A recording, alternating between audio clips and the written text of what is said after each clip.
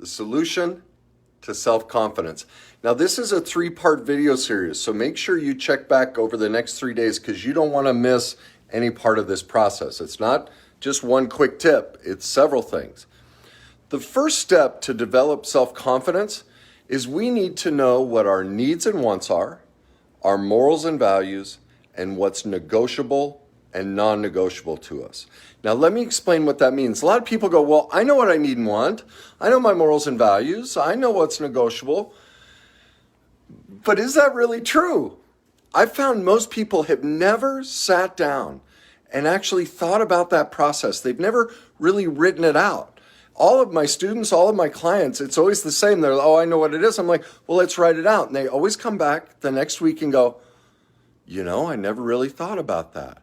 And they realize there were many of these aspects they'd never considered in depth. So let's start that process. The first step is to define the difference between a need and a want. A need is something we need to survive. Food, clothing, shelter, money, intimacy, that can be sexual and non-sexual connection with other people. Well, list out your needs. How are you doing in those areas? I know, there's some clients, they're meeting all their needs, but they have like 3 shirts in their closet. They can't meet their need of clothing, okay? Or they're living at or working below their potential. They're not making enough money and they're not meeting their need, okay? So you need to map that out. What are your needs? What do you need to survive? And on a scale of 0 to 10, how well are you meeting those needs? Because if you're not meeting those needs, that's why your self-confidence is low. You're beating yourself up because you're not meeting your needs. Now, wants are different. Wants are things that bring us joy. Like I say it all the time, I love Coke, a can of Coke. It's 79 cents or 50 cents or $1. I can afford that want. Wants bring us joy. Now, wants are wonderful. Trips, clothes, whatever it is we pursue, as long as they don't sacrifice our needs. All right? So many times people will pursue a partner or a car or a trip, but it sacrifices their needs. Well, that's why your self-confidence is low. You're going against your needs, your need for survival. You're putting yourself in a negative, stressful, fearful position.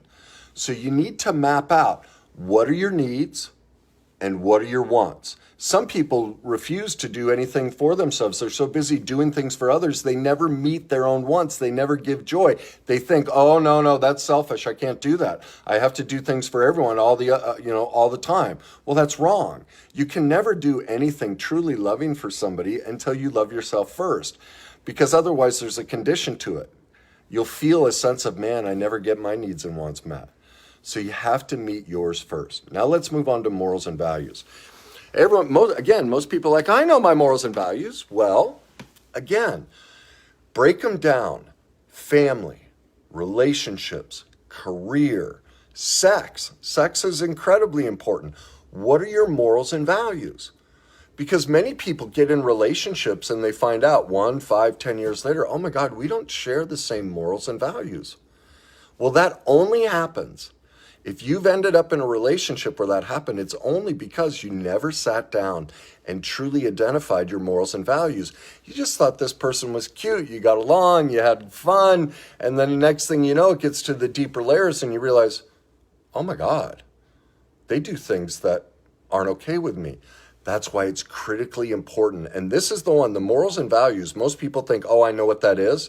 And that's the one they always come back to me and go, man, I never really thought about it this deeply, and I didn't realize I was going against my morals and values in so many areas of my life. Well, if you're doing that, your self-confidence is low, okay? That's what's causing it, all right?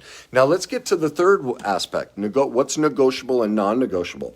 See, once you know what your needs and wants are and your morals and values, now you can make a list of what's negotiable and non-negotiable. Like for me, when it comes to relationships, I'm a recovering alcoholic.